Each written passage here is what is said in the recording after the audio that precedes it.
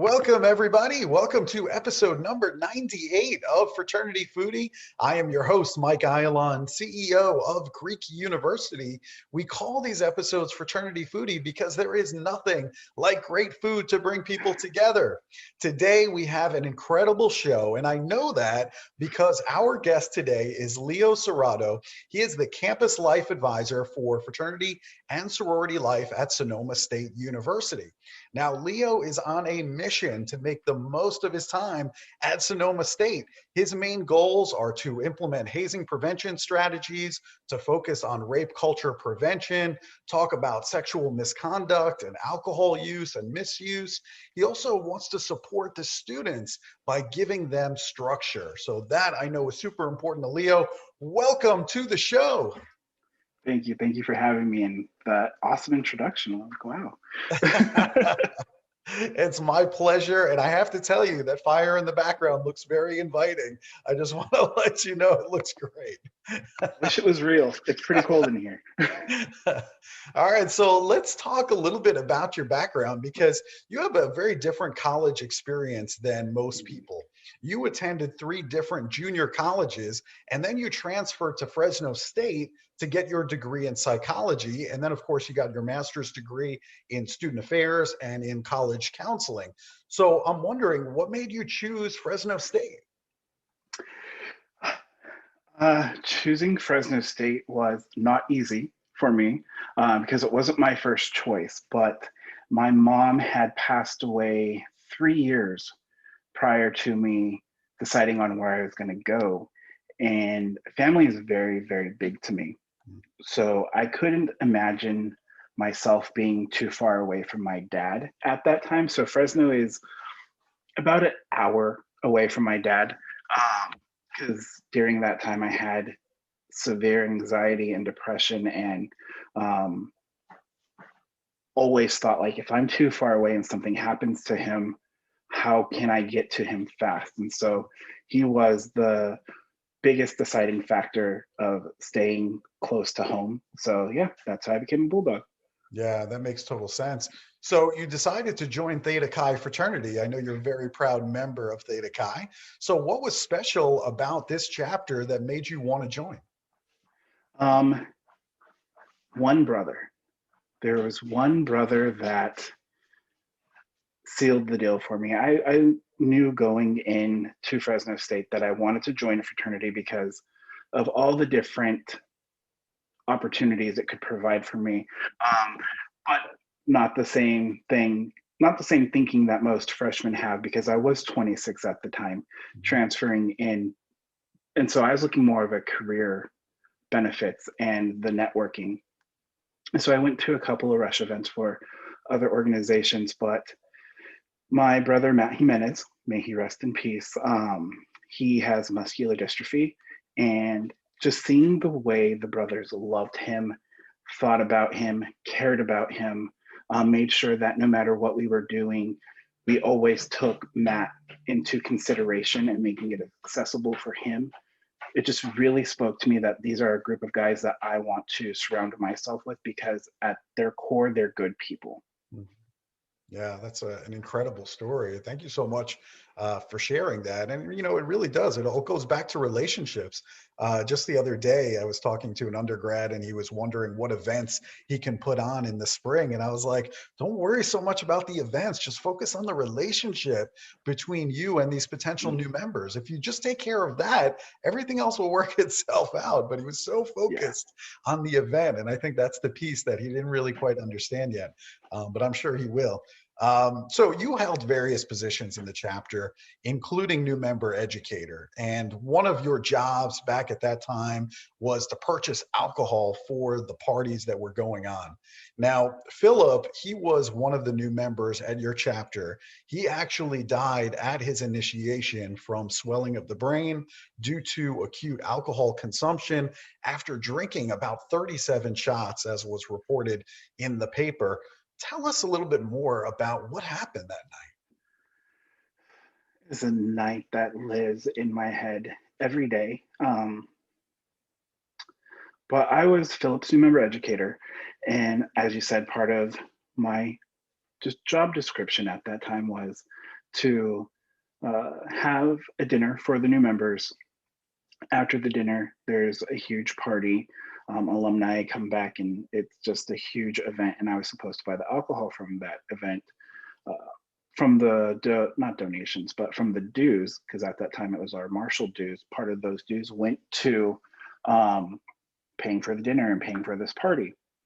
And so that night after dinner, we go back to our chapter housing. The new members are put in a room with an extreme large amount of alcohol and a bucket, and they're told that they cannot leave the room until all the alcohol is finished. Going in, because I didn't do this my pledge semester because I didn't go, I wanted to make sure, I thought I was doing the right thing. I honestly did, by letting them know, like, you don't have to drink if you don't want to drink. You don't have to drink for like medical reasons or religious reasons. I myself don't drink. And so I was like, and like, please don't feel there's peer pressure, but I never took into account the underlying peer pressure that is going to be there, that you're the only one in your pledge class that's choosing not to drink. So these young men are just guzzling alcohol, and I noticed Philip starting to get too drunk, and I had actually cut him off because prior to that, he and I had conversations that his parents were coming the next day because it was a football game. I was like, I don't want to explain to your parents that you can't really hang out with them right now because you're hungover. That was turned out to be the least of my worries. Anyways, we cut Philip off and we put him in what the news and everything else has called our sober room, but really it was just one of the empty rooms in the chapter housing that actually had air conditioning. Mhm. If you ever been to Fresno in August, it's really hot. And so we put him in there. There's brothers constantly on watch to make sure like everything is fine.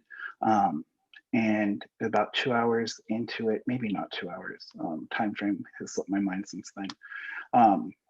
But he became unresponsive. At that time, we shut down the party.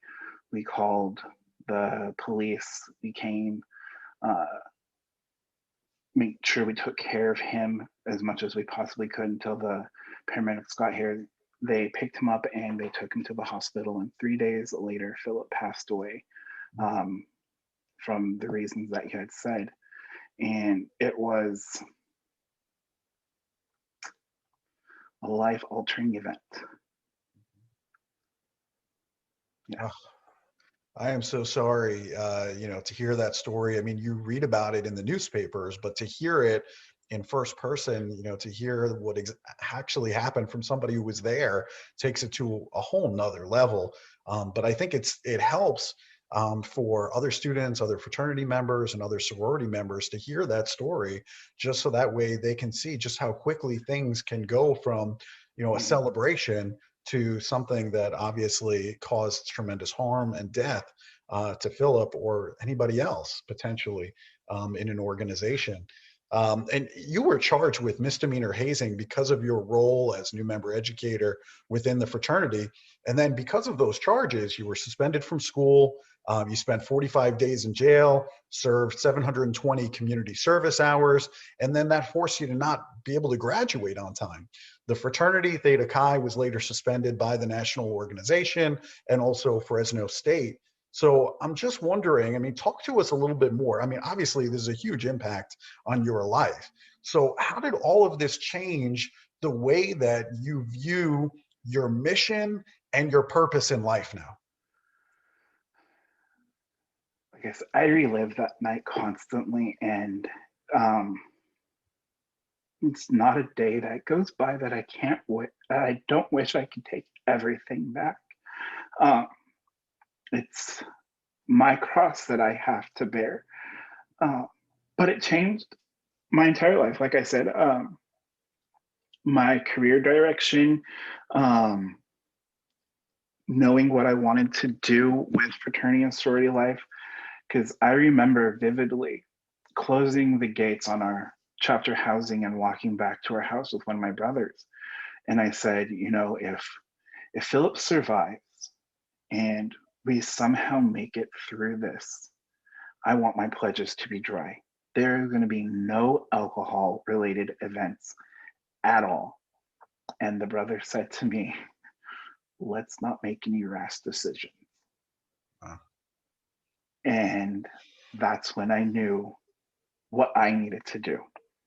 I applied to grad school. I actually got into grad school and accepted while I was in jail because I had planned everything in advance, send off all my mail and squared away everything. But and being in jail is tough. That was horrible. I went in 2 months after having a back surgery. So I was in isolation.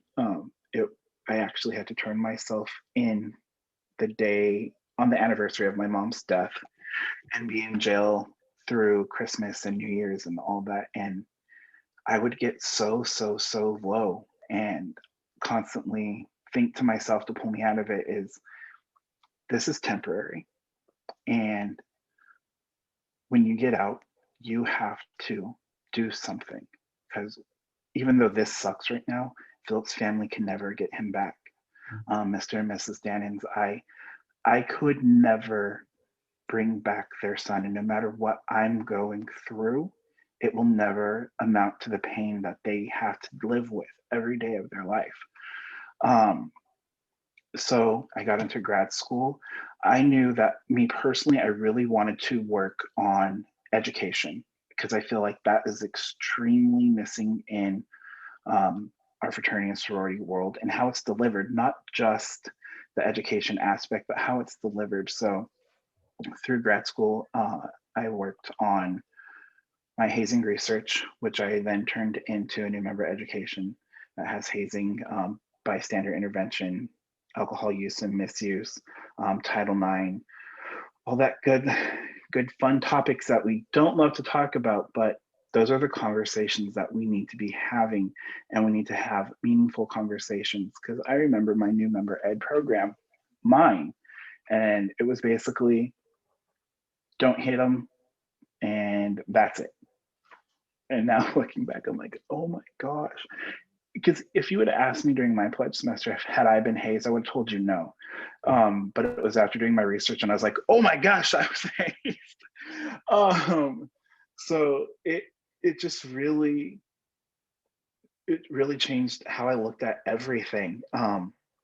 Please don't take it the wrong way that I'm happy that it happened, but I'm taking the good from the bad and I'm going to run with it. And I'm going to hopefully change the course of fraternity and sorority life, because we're at a crossroads, a pivotal crossroads, and we really have to decide which way we're going to go. And I want to be a part of that change. Yeah, we need you as part of that change. We need you as part of that conversation. I mean, your voice is just so important right now. You work for Sonoma State, and currently you oversee and advise 3 councils on campus that consists of 20 different chapters, 1,500 students, and you also advise the Order of Omega on campus. So talk to us a little bit about what that experience has been like for you. I love my students. Um, I'm a very students first professional when it comes to how I approach things. One of the things that I learned through my research was that 36% of students don't report things or don't say anything because they don't have anyone to report it to. And that statistics, as a student fair professional, that hurts. Like that's 30%. That's more than a quarter of our students don't feel like they have anyone to go to. So I really want to be that for my students. It's so I've really worked on developing those relationships and being here with my students. They know that I came in with a mission, and they hopped on board. It has been fantastic working with them. They're a great community. I always tell them I want to be the best. I do have a bit of a competitive complex in me.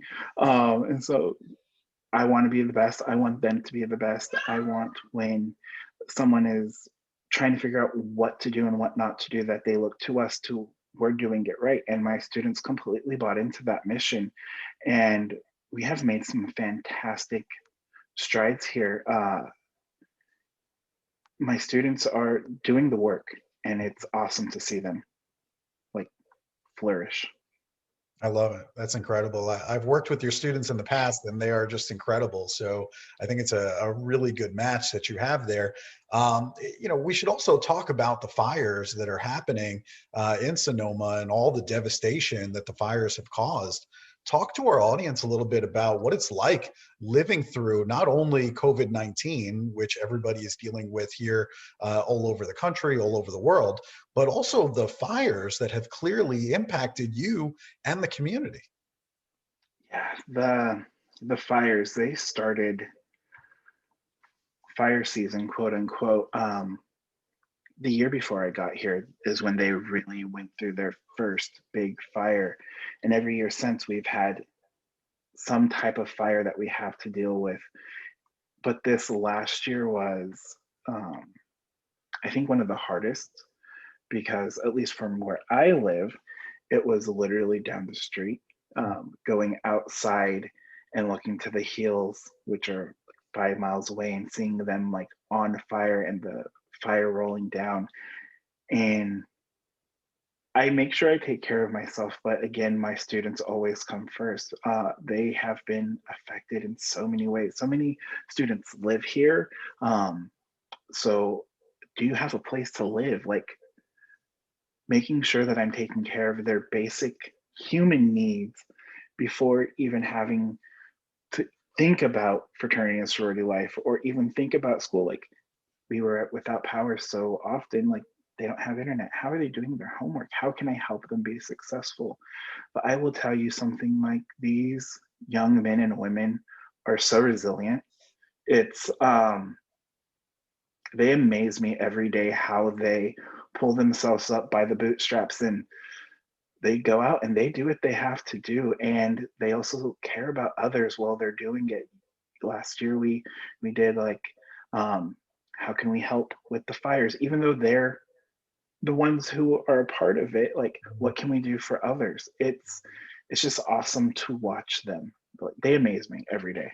Yeah, that's got to make you feel good when you see stuff like that happening. Just, Oh that yeah. selfless care about other people, even though they might not have a home situation at the moment. They're just worried about everybody else in the community. So that's just incredible. Another really interesting thing about you is I know that you've battled dyslexia since you were diagnosed in third grade. So I'm wondering, from your standpoint, how can we help other students that have learning disorders on college campuses? I think, um as professionals on college campuses, we tend to forget about learning disabilities. Mhm. It's something that I noticed was focused more on when I was in elementary school. And then as I got older and older and older, it's kind of, we forget, like, people learn differently. So I think for me, it helps me that one of the many majors that I had in my three different junior college years, um, was that I was going to be an educator. I wanted to be a teacher. And so I learned about the different learning styles and how to teach the different learning styles. So I make sure that when I come up with my curriculum for my students, that I'm touching on all those different aspects, um, because not one student is going to learn the same way. Uh, and like, even now as a professional, like, if we're sitting in a meeting or something and they're like, okay, who wants to read? Like, the anxiety inside my body automatically kicks back in. Mhm. Um, Reading out loud is a horrible thing for me, and it produces so much anxiety. And I believe, like, a lot of college professors forget that even though, yes, we are in our 20s or however old we may be, that those disabilities are still there, and we need to be mindful of them. And if you notice a student who may have those disabilities, and if they're not on um, services, talk to them about getting those services.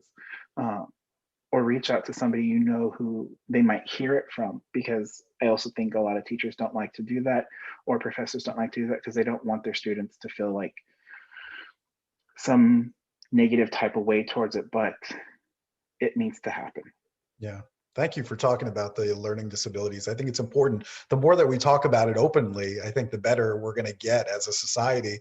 I've dedicated a bunch of episodes here in Fraternity Foodie just talking about learning disabilities, physical disabilities, because we don't talk about it enough Mm-hmm. in higher ed. So I'm glad that you're giving that voice to others that might be suffering from various disabilities. You know, I also, we should talk about your family, because I know how important family is to you. And you really credit your family for your success in life.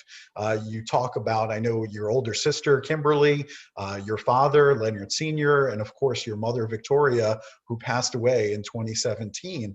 So talk to us a little bit about their influence on your life.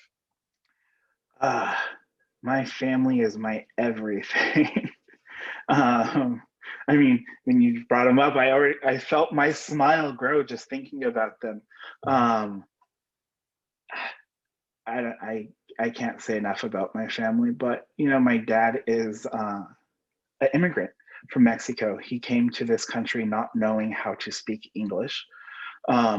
He learned from watching Bugs Bunny, actually. So if you're wanting to learn a different language, maybe watch a cartoon. Um, but that man, he worked every day to make sure that we were taken care of, and there was never a want or a need for me and my sister. Um, he really taught me about hard work and perseverance. Mhm. And my mom, that woman's my everything. Uh, if you look up the definition of mama's boy in the dictionary, that's me. Uh, um, but she always taught me that anything's possible. Uh, if I went to her and I told her, Mom, I want to be an astronaut, she was going to make me into the best damn astronaut that I was going to be. Um, so yeah, they've been through a lot of, Mom, I'm going to be this, Mom, I'm going to be that. Mom. And never once was I ever discouraged. My sister, I have to credit so much to, though, because she was my first role model. Um, we're 12 years apart. So I remember vividly watching my sister graduate from college. I think I was at 10 at the time. And that was my first experience with higher education. And the first time I knew that I want to walk across that stage like her. Um, and like I said, I am a bit of a competitor. I want to be better than her. So we kind of fight about who has the highest degree. I do. Um, when I, but all my wins are their wins. I got diagnosed with my dyslexia because of my sister, because she noticed it and she didn't stop. She fought with the school and got me the services I need. Her along with my third grade teacher, Mrs. Hanning, like those two women changed my life. I absolutely love them. Um, but everything I do it's for them. And my wins are their wins, and I'm going to one day get them a doctorate. That's our plan. Good for you. That's an incredible support system that you have there, and it makes a lot of sense now. You know, in terms of all your success, you had everything. You know, you have everything. They're all there to support you, and I think that's what students need ultimately, and what people need. So I'm so glad that you have that. And so I also know that you love to sing, because I hear your voice every time I open up that TikTok app. You know, you're there waiting for me with a new song. So I was wondering, where does all that musical influence come from? It's got to come from somewhere. Again, my family. Um, I grew up in a very musical family, not just singing, but instruments. My grandfather, he was the best saxophone player you would have ever heard in your life. And that man blew until, geez, I don't even know. But yeah, there was always music around. And I grew up a very Catholic young man. So I sing in the church choir with my mom and my sister. Um, It was also maybe not been the best thing because me and my sister would make each other laugh in the middle of church while we're singing, and my mom would just continue on, and me and my sister would be cracking up in the background. Um, but yeah, my mom sings, my dad sings, my sister sings. My dad cannot sing in English, however, he can only sing in Spanish. It's pretty funny. But yeah, I started playing saxophone in 5th grade. I've taught myself a couple instruments since then. We're just a very musical family, and music, I don't know, is my love language. Um, I feel everything can be said through music. That's Yeah, so they cool. gave that to me. I love it. I absolutely love it. So the other thing that we really love here at Fraternity Foodie, of course, is good food. Now, I've spent lots of time at the wineries out in Sonoma. They're absolutely fabulous. So for anybody listening who hasn't been there, go and support those businesses because Lord knows they need it. But I'll Yeah. also need some food recommendations too when I'm in town because I want to go and I want to spend some money locally there. So tell me, what is the best place in town I can go to get a great meal? My house. All right. I make some amazing Italian food, all from scratch too. Um, but I don't know about you, but like I'm a huge fan of cheese fries. Sure. I love cheese fries. And so I found the best burger joint here. Um, I've lived here for like a year and a half before I found it, and it was literally around the corner from my house. Like all I had to do was go outside. But they make the best flat top hamburgers and the cheesiest cheese fries. It's the best. Yeah. That sounds good. What's the name of the Aussies. place? Aussies. Ozzy's. All right. That Yeah. sounds good. We're definitely, I want to try some of that Italian food that you're talking about, and then we'll hit Ozzy's as well because I can't miss Yes. out on anything. I mean, if you recommend it, I trust you. Oh yeah. Highly recommend. 10 out of 10. All right, that sounds good. That sounds like the spot. So that's awesome. All right, so if any of our listeners they want to contact you, maybe they want to learn a little bit more about your experiences. Maybe they want to bring you in to speak to other college students and talk about some of your experiences and, in the hopes that other fraternity and sorority students will learn something and maybe adjust their new member education program or process as a result of hearing your story. So, what's the best way to reach you? What's the best way to follow you? Where can we go? Um, do not follow me on TikTok unless you want to hear me sing, because that's my singing outlet. But no, I would love to work with whomever, whenever, whatever. That's part of my mission is to get out there. So you could always reach me at leonard.serrato@gmail.com. It's LEONARD dot SERRATO@gmail.com. That is my quickest way of answering. I don't know my Instagram information, but just send me an email.